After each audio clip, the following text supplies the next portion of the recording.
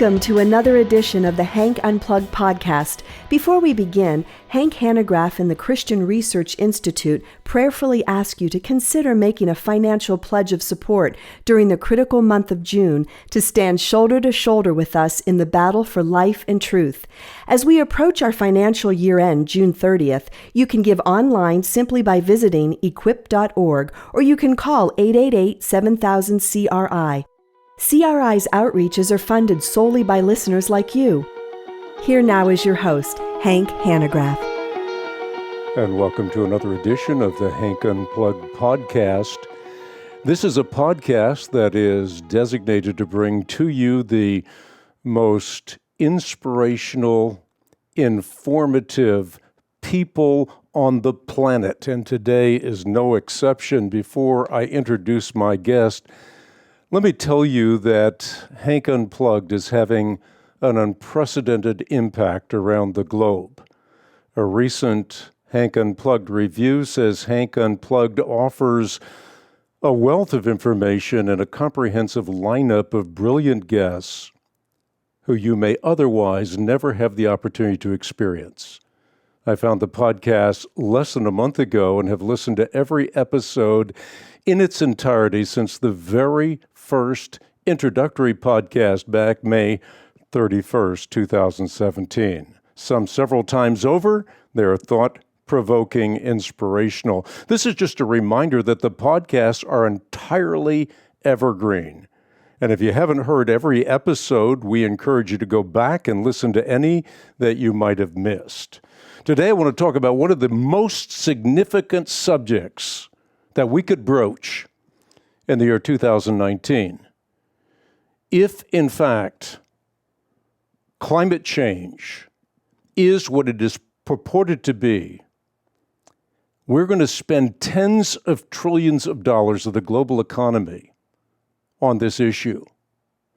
And so often there are dire predictions, and it's very difficult to figure out whether or not those predictions will come true. But there was a time back in 1999 when I wrote a book called The Millennium Bug Debunked. And this was when evangelicals as well as secularists were mining the subjunctive. They were cultivating the seed of threat buried in each unrealized instance. And they were saying that when the calendar year turned in the year 2000, from 1999, January 1st, 2000, it was going to be the end of civilization as we know it. You talk about luminaries in the Christian world, James Dobson, at the time, D. James Kennedy, R.C. Sproul, many of them friends of mine, saying that this was going to be a global catastrophe. In fact, James Dobson said, when my book came out, that I was going to have the blood of millions of people on my hands because I was causing complacency within the body of Christ. And I remember at the time doing Hannity and Combs. It was Hannity and Combs at that time, and even Hannity, taking the conservative position, was saying, well, look, everybody is saying that this is true. There's a consensus that Y2K is going to be the destruction of civilization as we know it. So I not only had Combs arguing with my position, but I had Hannity arguing with my position. The reason I bring that up is there was an end date there. The year 2000, we would know whether Y2K was what it pretended to be, or we would know the opposite. In this particular case, it's very hard to know because we have luminaries who are telling us that climate change portends the end of civilization as we know it. Beto O'Rourke repeating what Al Gore said. Al Gore said in 2006, 10 more years, if we don't solve the problem, we're going to have catastrophic results. Beto O'Rourke said it this year. You have AOC saying the same thing. And we could go on, but we need not just to make light of this, but make sense of this. And to do that, I've invited a person that I think is among the foremost experts in the world on the subject, if not the foremost expert. His name is Dr. Patrick Michaels. He's formerly director of the Center for the Study of Science at the Cato Institute. He's a past president of the American Association of State Climatologists. He was program chair for the Committee on Applied Climatology of the American Meteorological Society. He was a research professor of environmental sciences at University of Virginia for 30 years, a contributing author to the United Nations Intergovernmental Panel on Climate Change, which was awarded the Nobel Peace Prize back in 2007. His writing has been published in major scientific journals. He holds degrees in biological sciences and plant ecology from the University of Chicago and has received a PhD in ecological climatology from the University of Wisconsin at Madison. And he's the author of a new book coming out in November. Same time my book is coming out, by the way, with HarperCollins. His book is titled Scientocracy, the Tangled Web of Public Science and Public Policy. Dr. Patrick Michaels, I've looked forward to having you on the podcast and very, very interested in your new book, Scientocracy. So let's start there. Take us back to the end of World War II when our government began to intrude in the process of science. Well, actually, we have to go to World War II when Vannevar Bush headed the Office of Special Programs, which included the Manhattan Project to develop the atomic bomb. As that was progressing down the road, Franklin Roosevelt ostensibly wrote him a letter. Actually, Vannevar Bush probably wrote himself a letter and had the president sign it, in which he asked for ways to keep up the research effort of the size of the Manhattan Project after the project had ended and the war was over. And, of course, Vannevar Bush then proposed in a very quick fashion the essential federalization of the scientific enterprise in the United States. And that did evolve over the course of 10 years after World War II. What happens when science becomes politicized, when politics becomes disguised as science? Well, I think I might rephrase that question. What happens in scientific fields that are involved in the regulation of people's lives and lifestyles when that scientific support comes from a monopoly provider, which would be the federal government?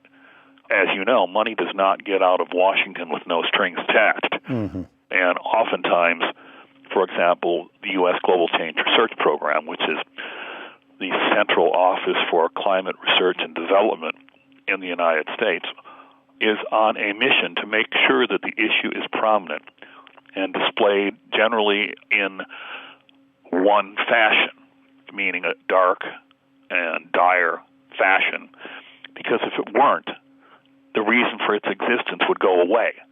And as you know, federal bureaucracies and other bureaucracies often tend to have reason number one to just keep themselves in existence.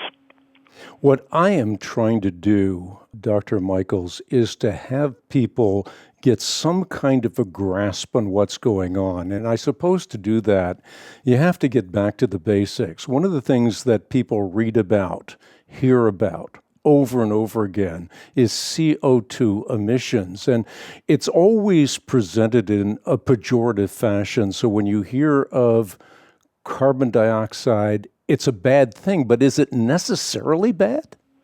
No.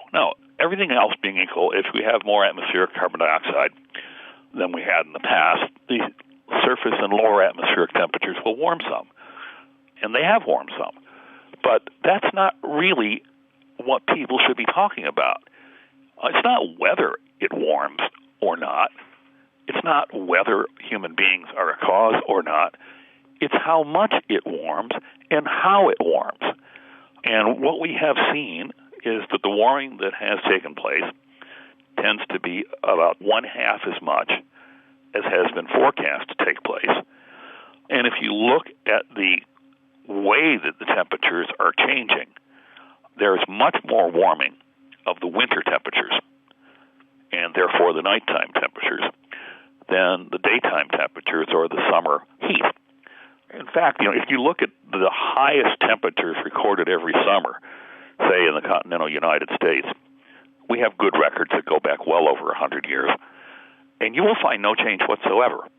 Where you will see the change is the warming of the coldest temperatures of the winter. And I'd like to know what's so bad about that, because that is the way it's working out. And by the way, that's what theory predicts would happen also in a greenhouse warming. But you also have, if you have CO2 emissions, it seems to me that you have plant food, you have longer growing seasons, you have the greening of the planet. Seems like you have some positive benefits that you never hear about. You don't hear about them very much, that's for sure. But indeed, they're there. The reason that you hear all these negative stories is the previous administration, the Obama administration, tried to justify its climate policies based upon something that they call the social cost of carbon. It's a result of econometric models coupled with climate models. If you think that's a recipe for disaster, you're probably right. And the answers that you get are very highly predicated upon the assumptions you make going into the models.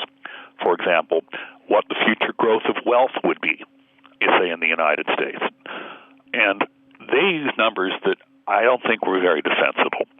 I have submitted work along with Kevin Dyer-Ratna from the Heritage Foundation and Ross McKittrick from the University of Guelph, where we actually used much more realistic values for the future growth of wealth and much more realistic values for the enhancement of agricultural output, simply by putting more CO2 in the air. And virtually for every iteration that we ran, the social cost of carbon actually became slightly negative.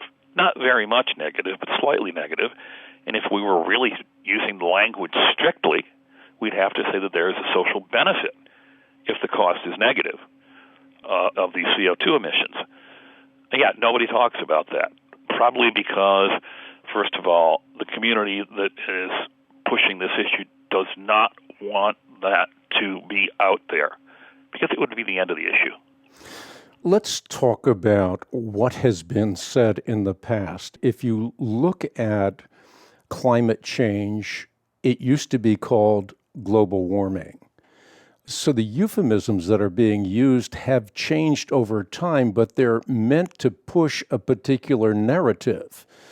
I still remember back in 1974, Time magazine had an article that talked about the coming global ice age. I bring that up because there are always periods in which there is cooling, there are periods in which there's warming. So climate change is something that we ought to take for granted. It is part of the warp and woof of what happens in climatology in general. Correct. And so, if I could, how do you want to approach that subject? Well, what I'm trying to get at here is that the narrative changes all the time and the euphemisms change. Now we're talking about climate change, but there's nothing particularly controversial about climate change. Climate is always changing, and the narrative is also changing, so it's a mixed bag. If you go back, as I said, to 1974, you have Time pontificating that we're headed into an ice age. Oh, yeah. Well, what happened is, first of all, it didn't warm at the rate that it was supposed to warm. And nobody could really come up, in all seriousness, with it being a net negative. And so then people started to blame weather events rather than climate events. Climate is a long period phenomenon. They would take a hurricane that hit, say, in the Philippines and say, this is a severe hurricane because of global warming. Not actually questioning, are hurricanes becoming stronger or getting more frequent as the surface temperature goes up? The answer is there's no evidence at all for that on a global scale. But then every weather event is linked not to global warming, but to so-called climate change. And that, to me, has been what I would call the de-sciencing of the climate change issue, as the historian of science Karl Popper noted repeatedly. if you have a theory that explains everything, if you can ascribe anything to that theory, you're not doing science anymore because you have just come up with an untestable theory. At our institute, we oftentimes talk about the fact that you have to learn to ask the right questions and ask the right questions in the right sequence. I did a podcast with Dr. Jay Richards, and he was talking about the fact that we need to pose the question, is the Earth warming? How much is the Earth warmed? If it is warming, is human activity causing it?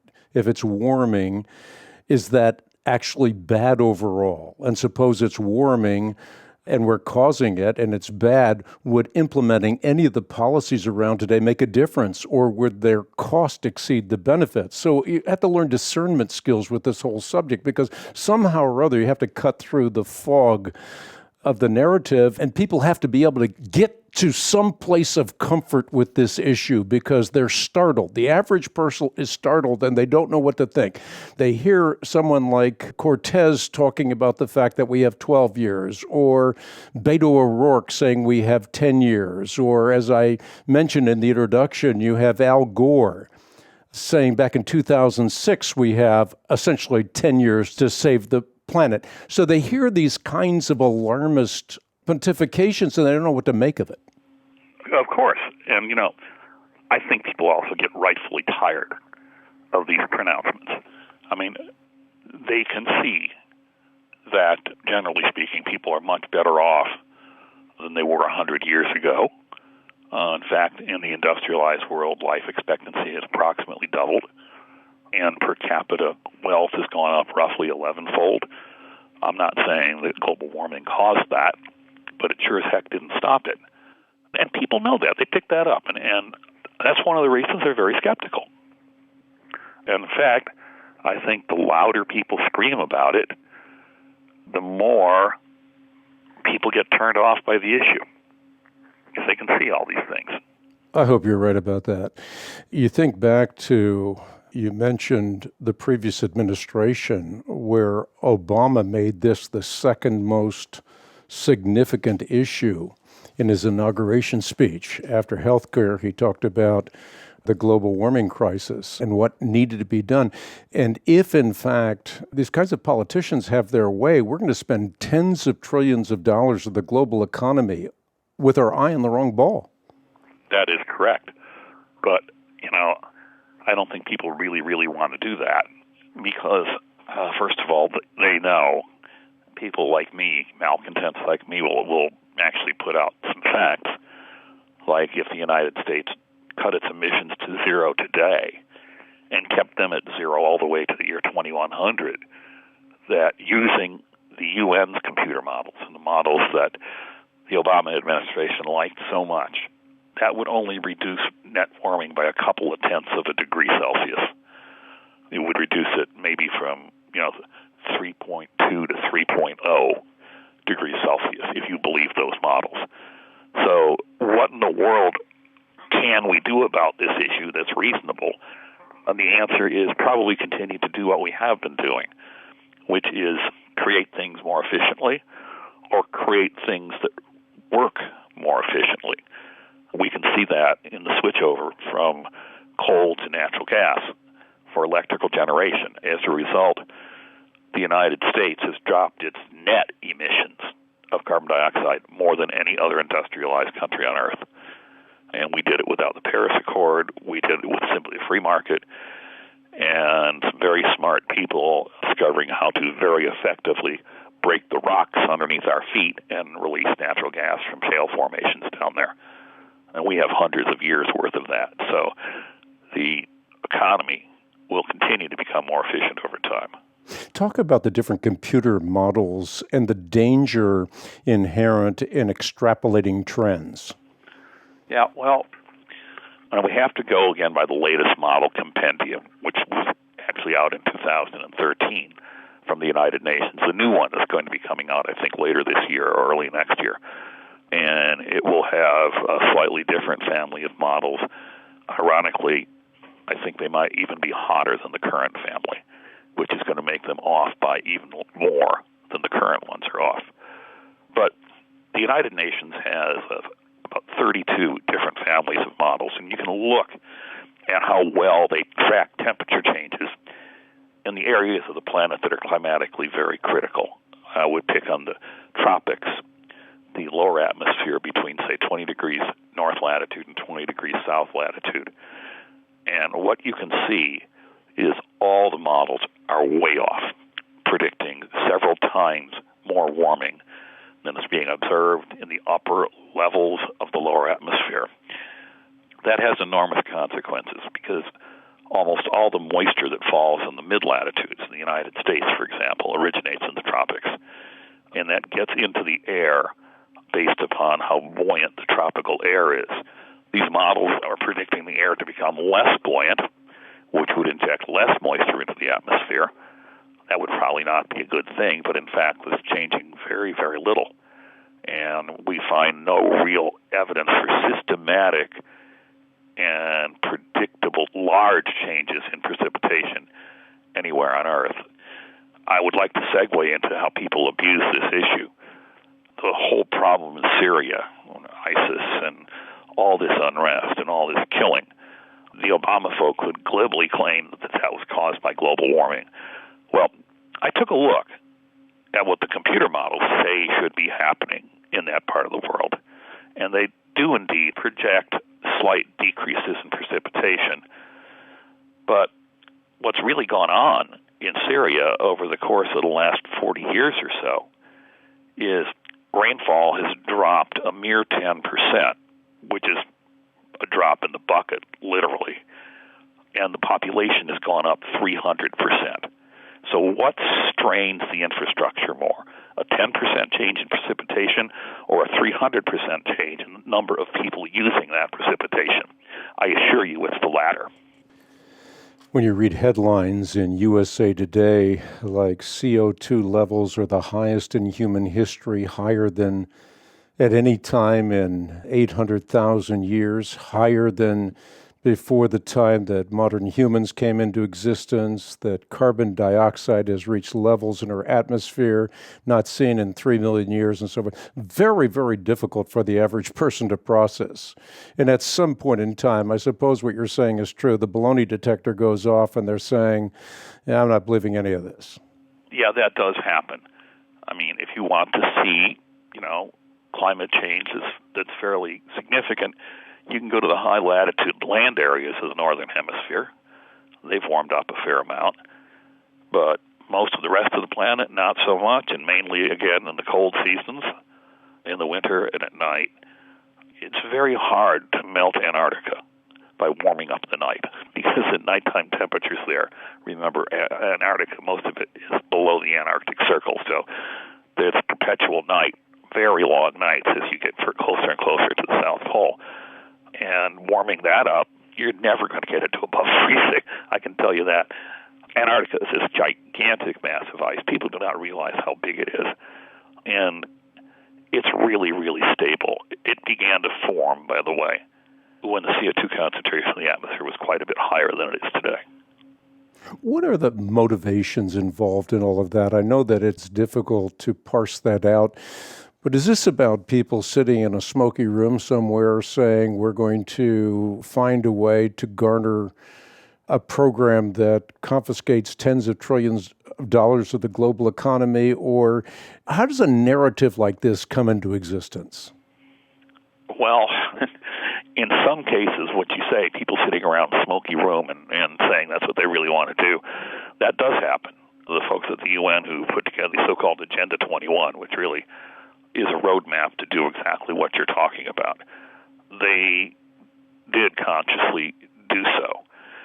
And then there are also people who, everybody likes to think that they're saving the world, whether the world needs saving or not, and therefore being concerned about global warming, and I'll use global warming rather than climate change, because all the things that happen as a result of the changes in carbon dioxide that are feared or not feared, all those things are a result of the warming of the lower atmosphere. So let's keep our eye on the ball. Anyway, people use global warming as virtue signaling. If they care about it, and if they besmirch anybody who doesn't agree with them. They think they're virtue signaling. This is really a very modern secular religion, unfortunately, with many of the intolerances that seem to come with some religions. And there are stakeholder interests and incentives. There's motivated blindness, which inhibits a person's ability to perceive inconvenient data. There's shoddy research, and then you have the water carriers in the media that are putting forth that shoddy research as though it's well-established scientific consensus and so forth. So you have all those sociological factors as well. But you have people not asking simple critical questions. I always like it whenever I read a news story or hear one that says that global warming is going to increase mental illness. Well, I guess that's a very testable thing.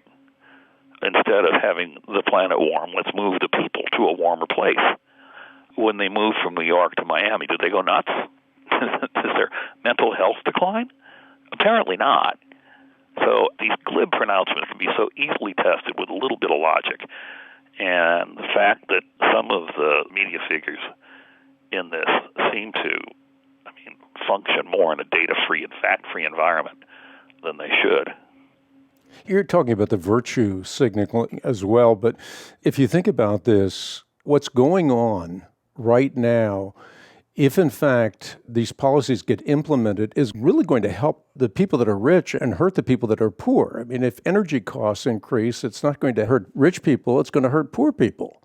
And not only that, if you start spending tens of trillions of dollars of the global economy on this issue, it takes your eye off the wrong ball. For $200 billion, you can provide fresh water for people that don't have it now. So you start funneling money in bad directions. Yes, that is true. And as you say, rich people are not nearly as affected by it as poor people. And by extension, what these policies do is they limit poor nations, condemn them to underdevelopment, to poverty, all the things that we think are not so good, and do it in the name of virtue signaling for the developed world. Not a very good idea, if you ask me. Talk about consensus science for a moment. So often you have these consensus claims that get bundled together. Oh, the 97% of scientists agree that this is a horrible issue or something like that. Yeah. You hear that one all the time. And a wise friend of mine, Dr. Terence Keeley, who was president of a university over there in the United Kingdom, and we've worked together a fair amount, once observed that in virtually anything, 97% of scientists agree. Was it 20 years ago, 97% of medical scientists agreed babies should sleep on their backs or sleep on their stomachs, whatever it is, and 5 years later, that changed completely. And now 97% of people agree that babies should sleep in the opposite direction, if you will, that 97% of scientists thought they should just a few years earlier. That's because scientists like to go along. If you disagree with a paradigm in science, if you disagree with a large majority of view, you're not going to have a very good time, and you're going to be attacked a lot. So really there's a big herd instinct in science that most of the public is not generally aware of, but happens to be true. There is a herd instinct. There's no question about that. That's happened throughout human history. Yep, it has. That's correct. Absolutely. And then you have the ad hominem attacks that you alluded to, the most famous of which is that if you don't believe in climate change or global warming, you're relegated to the status of a Holocaust denier. Exactly. And that's, I find that really disgusting because there's clearly fairly strong evidence that this issue is quite overblown. And scientists are pressured, aren't they, to toe the party line because you have tenure and job promotions and government grants? Yeah, you only get that if you publish a lot of research. And, for example, in climate science, there's only one supporter of that research. That's the federal government.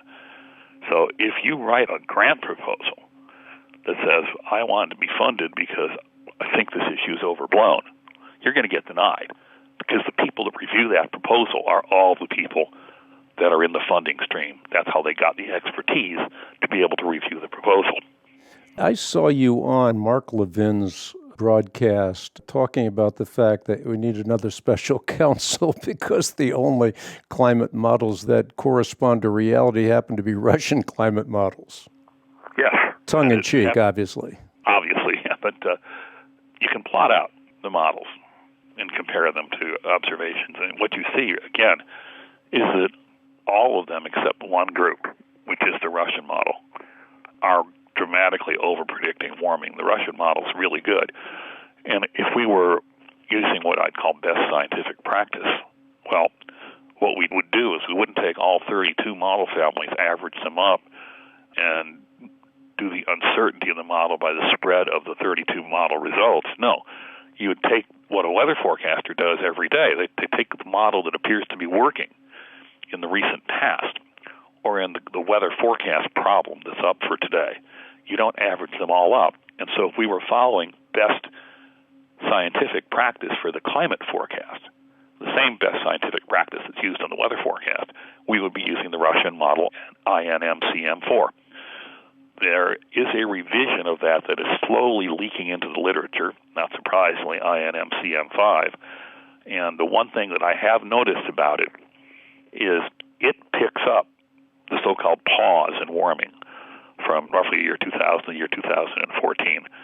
That pause was a real embarrassment to the modeling community, and so the response of the scientific community, the bigwigs in it, was to change the data, not to change the models. And the world temperature records were revised with a method that was guaranteed to put some warming in that period where there wasn't much, if any. Now the Russian model comes out and indeed simulates the same pause that was observed. Do governments have more than one model? Let's say, did the Russian government have numerous models?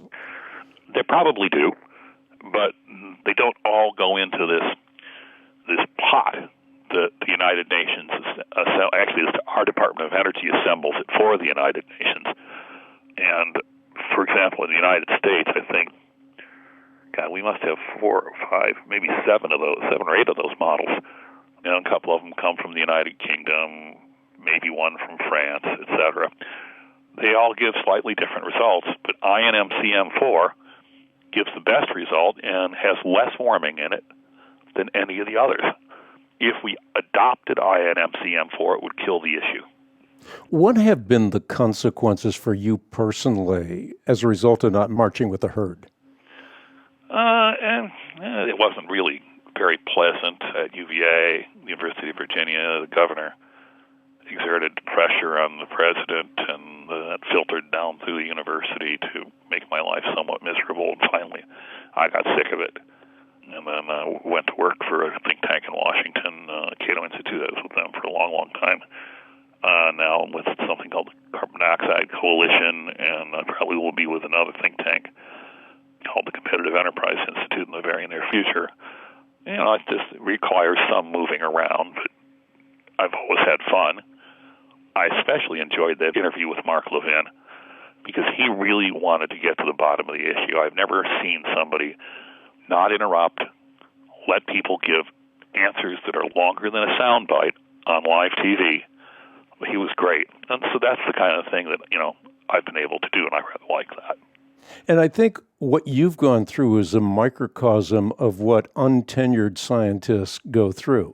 If you're tenured, if you're older, if you're retired, you can speak your mind. But if you're not, if you're trying to make it up through the ranks, it's very, very difficult to go against the herd mentality. But science, as you've alluded to, has always progressed by people going against the herd. When Einstein came out with E equals MC squared, that was thought to be an outrageous idea, didn't comport with reality, and he was castigated. Oh, sure. People forget that. There's no doubt about that. And, I could imagine the analogy to a congressional hearing, where somebody would stand up and say, Mr. Einstein, you're saying that time moves slower as we approach the speed of light. So I take it if you drive fast that you'll get less time will elapse compared to your surroundings. You could just ridicule somebody with that. But, yeah, That's what happens when the political process starts to intervene with scientific creativity.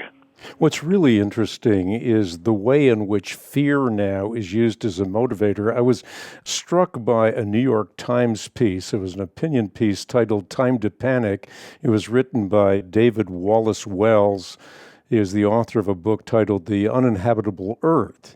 And the subhead of the piece dogmatically declared that the planet is getting warmer in catastrophic ways, and then that fear may be the only thing that saves us. So now we're peddling fear.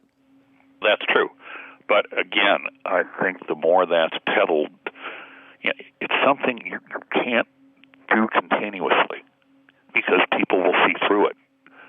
They'll see that they're actually doing okay.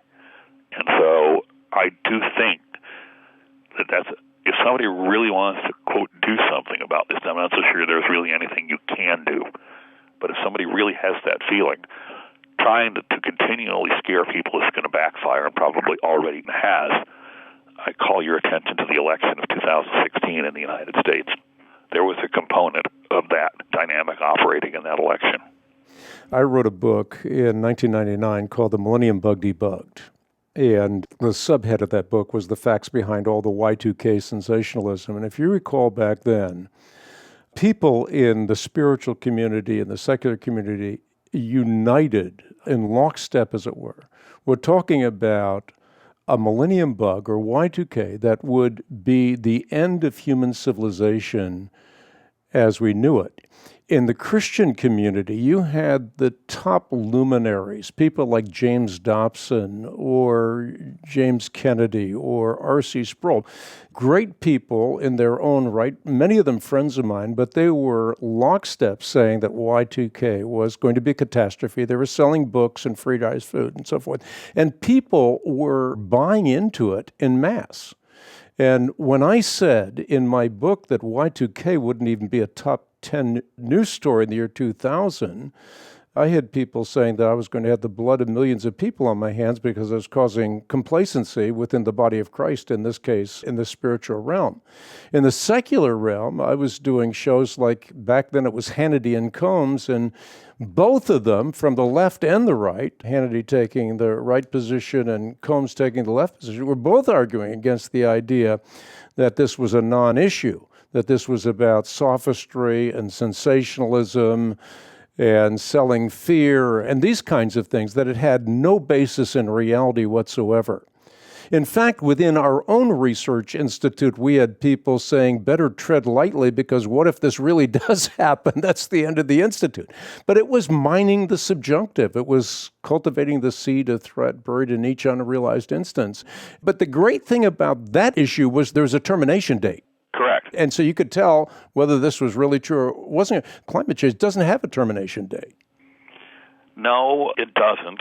And when it becomes obvious that certain aspects of it, important, critical aspects, aren't panning out as they were forecast to, then the termination date just slips and goes forward. Exactly. It just keeps moving forward. Exactly. I remember a guy that I've had several scientific disagreements with, Ben Santer from Lawrence Livermore Lab. Somewhere back there said, if we didn't get warming for 15 years, then there would be something wrong. And then it got to 17 years.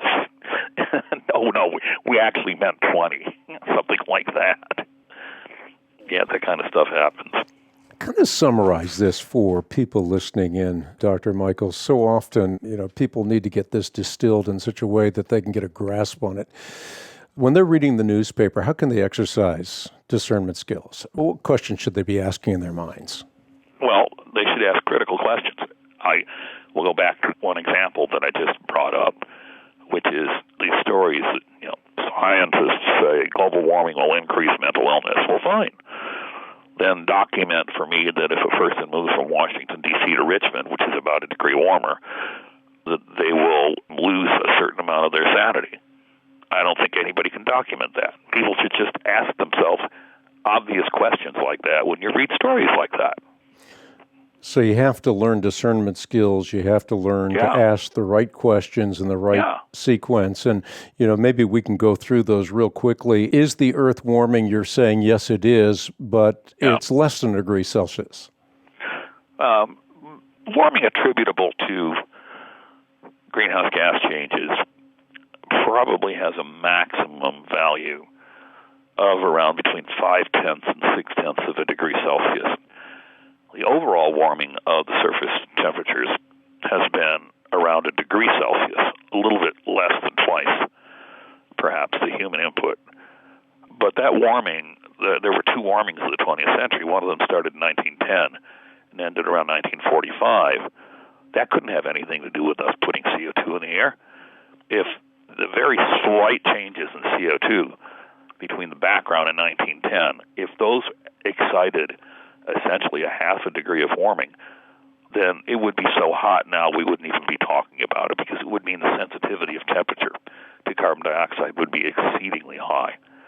By the way, those computer models, for some reason, are all backfit, parameterized, they call it, to somehow tell us that the warming of the early 20th century was caused by humans, and all warming, all change since the Industrial Revolution is a result of human influence on the climate.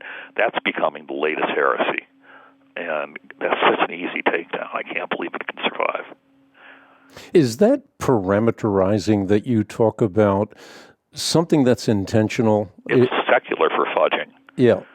Because there are many processes in the atmosphere that we really don't know. We really can't quantify them very well, but they're required in order to have a working climate model.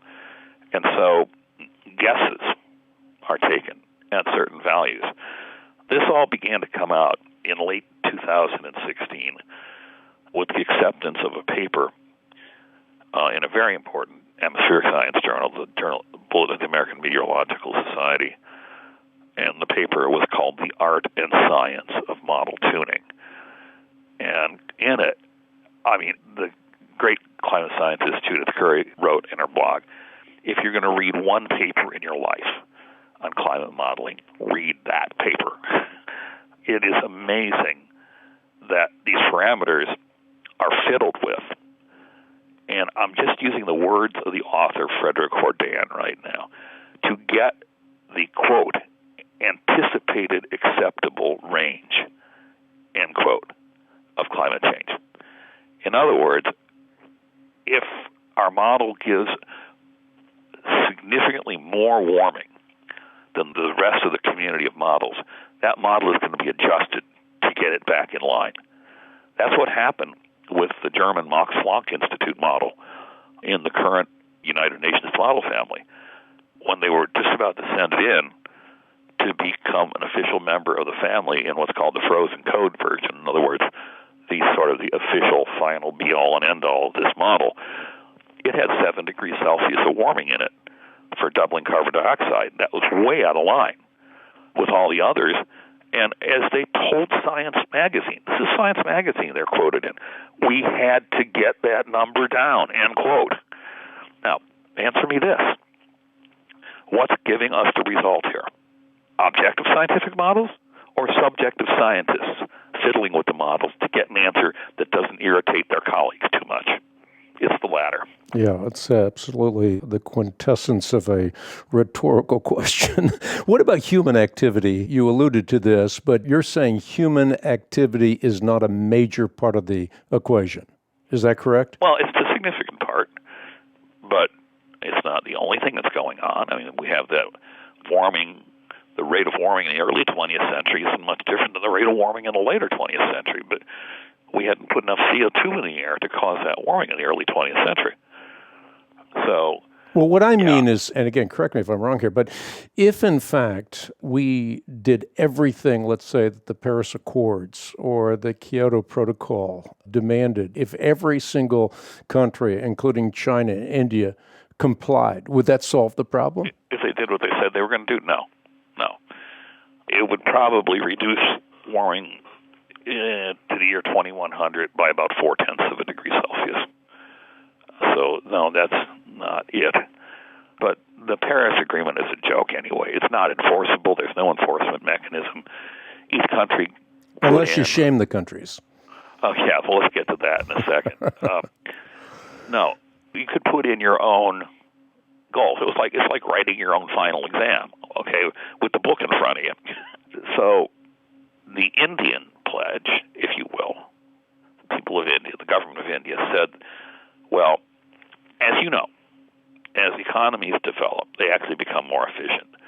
They generally use lower carbon dioxide emissions either per capita or per unit economic output. That's called the emissions intensity of carbon dioxide. It drops naturally as the efficiencies of a large-scale economy come into play.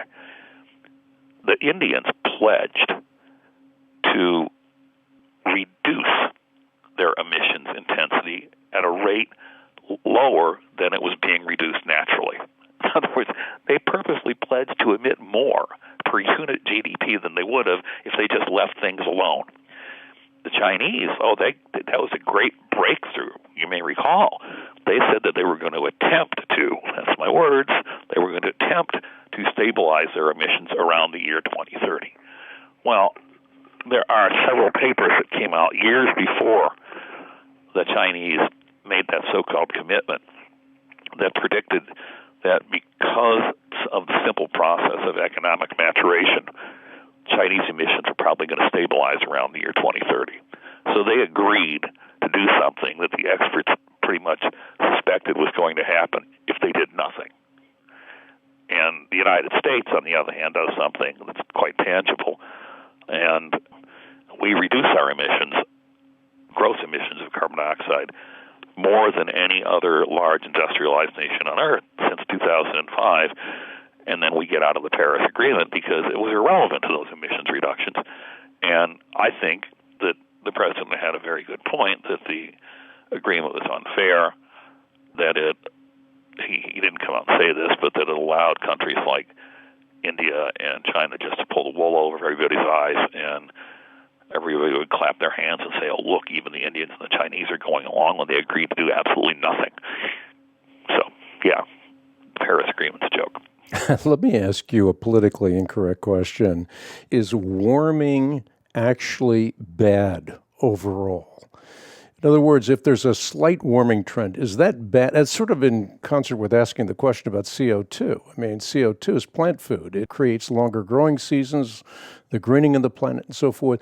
So it's not necessarily bad. I mean, too much CO2 is obviously bad, but is a little warming actually bad overall? Well, there are some econometric models that suggest that warming up to about 2 degrees Celsius, maybe even a little bit more than that, in general is a net benefit. You know, we weren't given the best of all possible climates when we had the Industrial Revolution. We had a climate that probably was a little cold for climates since the end of the Ice Age, which would be for the last about 11,000 years or so. And so, yeah, it's quite possible that a little warming is okay. I mean, the fact of the matter is, when people are at the end of their professionally productive lives and they want to retire or go somewhere, they don't go to Greenland. They go to where it's warmer. And I think that says something about what human beings really want. And we've already talked about this, but maybe a little bit of elaboration would be helpful. Suppose it is warming. Suppose we are causing it, so we're conceding to a number of the propositions within the narrative. Let's suppose it's bad. Would implementing any of the policies around today make a difference, or would the cost exceed the benefit? No. You have to have a replacement source of dense energy. And for some reason, the same people that are so concerned about carbon dioxide emissions and global warming, a large percent of that community seems to be adamantly opposed to the only really viable dense energy alternative, which is nuclear fission. And they watch too many horror movies. I've been watching the HBO series Chernobyl. I don't know if are you aware of this one? Yeah. I think it's really well done. Don't get me wrong, but that's the propaganda film that's going to have the same effect as the propaganda film the China Syndrome had in the late 1970s. You do know that 3 Mile Island, one of the reactors at 3 Mile Island in Pennsylvania, has a slight meltdown. I do, yes. And I believe it was in 79. It's the same day. This is such an ironic thing. The same day that the largest deposit of uranium in the United States was discovered. And if I tell you where it is, you won't believe it. You think it's out west. You think it's in the mountains. No. It's along the Virginia-North Carolina border, near in Pittsylvania County, down by the state line there. Mm-hmm. Anyway, I'm telling you that, among other things, that's an indication that we have quite a bit of fuel for these machines if we really want to put them out there and have a source of electricity that is very dense, very concentrated, and doesn't emit any carbon dioxide to speak of.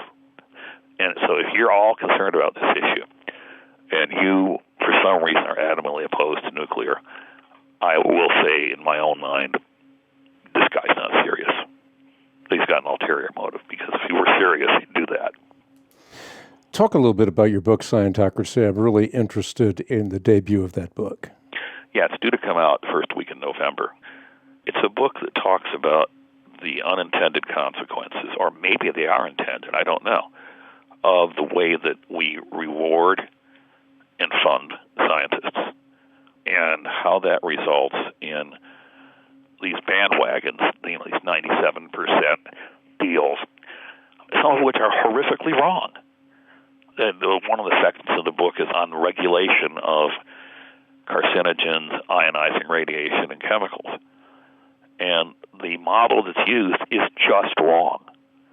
It says that the first molecule of a carcinogen, or the first photon of ionizing radiation, is just as capable of causing cancer as the bajillionth one, because of their propensity to break strands of DNA. Well, the fact of the matter is, we are surrounded by electromagnetic radiation, and it's probably breaking DNA strands all the time. Since this standard was put out, it was in the process of being discovered that we have our own self-repair mechanism for DNA, and it's only when that gets overwhelmed by really large amounts of radiation that trouble begins to set in. So the entire paradigm for regulation of all the things around us, all the ionizing radiation, chemicals, carcinogens, you name it, is wrong.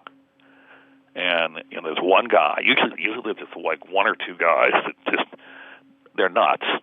Guys like me, bulldogs are going to start tearing apart things and say, hey, what's under this skirt? And this guy by the name of Edward Calabrese from the University of Massachusetts School of Public Health, and he has torn this thing apart. He has gone into the declassified records of the Atomic Energy Commission radiation panels and discovered that they knew that this whole standard, which is called linearity, no threshold standard, was wrong. They knew it was wrong at the time. But you know why they did it? And Calabrese will come out and say this, but I know. That came out, that concept was developed during the era of atmospheric testing of nuclear weapons. And everybody's afraid of the fallout, that it's going to cause cancer because strontium-90, strontium's in the same column of the periodic table as calcium is, and so it gets picked up just like calcium gets picked up out of milk. It will get picked up out of milk. And this was horrible, and I think these guys thought if we frighten everybody and say that, unless you stop these small amounts of radiation that are dispersing worldwide, unless you stop that, everybody's going to die or there's going to be a dramatic increase in cancer. They were doing something they thought was virtuous. They were exaggerating for the greater good. And how many issues does that happen in, huh? Think about, climate change. How about high carbohydrate, low-fat diets? How's that work out? Seems to correlate with the development of a large amount of diabetes in the United States and the countries that adopted it. The people that put that out, they weren't trying to kill people. They thought they were doing good. They wouldn't accept other points of view, but they thought they were doing good. And if you extrapolate that then, and you look at modern-day politicians like AOC or Beto O'Rourke, who seem to be water carriers for a particular narrative, maybe they think they're doing something good, but they've never asked the right questions. They've simply gone with the conclusion without doing the necessary research. Yeah, that's unfortunately true. And I noticed AOC's latest line is she was just kidding. Please, she wasn't kidding. Why do you think she said that? Do you just think that the scorn and abuse heaped upon her for implying that if we didn't do something in 12 years, that would be the end of civilization, I think that got to be a bit much for her. But people have such short memory spans. I mean, I mentioned earlier that you have Beto O'Rourke using the 10-year, the decade number. But that was precisely what Al Gore did in 2006, and people have forgotten in 2016 that he made that prediction. In the Christian world, people have been making predictions with respect to the end of the world, and the predictions don't come through, and then a few months later, they have another bestseller coming out, Four Blood Moons or whatever, and some other nonsense, some other conspiracy theory, and the book sells again because people aren't critical thinkers and they have short attention spans. Unfortunately, there's a lot of truth to that. But when we get into the realm of policy debates where the policies are going to cost people a lot of money or require rather drastic changes in their lifestyle, at that point, usually somebody remembers that somebody said this was going to happen 10 years ago, and we're just sitting here fine, sitting here pretty 10 years after it was said that 10 years was all we had. That will come up in those policy discussions. And again, I think there's a certain amount of, if you want to coin a phrase, I was credited with coining this phrase on CNN many, many moons ago. I think people are developing apocalypse fatigue. Look up the American Slang Dictionary. You'll see when its first usage was. Well, look, this was a fascinating discussion. Is there anything else you want to leave people with? I mean, you're leaving people with a little bit of optimism that ultimately the vast number of people out there that are going to be affected by the policies are going to rebel against the policies, and they're not going to continue buying into it. So that's optimistic. Anything else? Well, if history is any guide, it will be the children of the millennials. The children of the millennials, why is that? Because the millennials are buying into it. So it's the children of the millennials that will debunk it. Well, I appreciate the time you spent with us. It was very informative. Thank you. All right. Well, thank you. And for everybody else listening in, do remember that the Hank Unplugged podcast is dependent on you, in part for its popularity. Share it with others, and go to iTunes and give us a 5-star rating, or make sure that you let your family and friends know about the Hank Unplugged podcast. Again, this podcast is devoted to bringing the most informative, inspirational people on the planet directly to you, and you can find archived editions of Hank Unplugged on the web at equip.org. Thanks for tuning in. Look forward to seeing you next time with more of Hank Unplugged. Thank you for listening to the Hank Unplugged podcast. During the critical month of June, we prayerfully ask you to consider making a financial gift of support to stand shoulder to shoulder with Hank Hanegraaff and the Christian Research Institute in the battle for life and truth. As we approach our financial year-end, June 30th, you can give online simply by visiting equip.org, or you can call 888-7000-CRI. CRI's outreaches are funded solely by listeners like you. Be sure to join us again for the next edition of the Hank Unplugged podcast.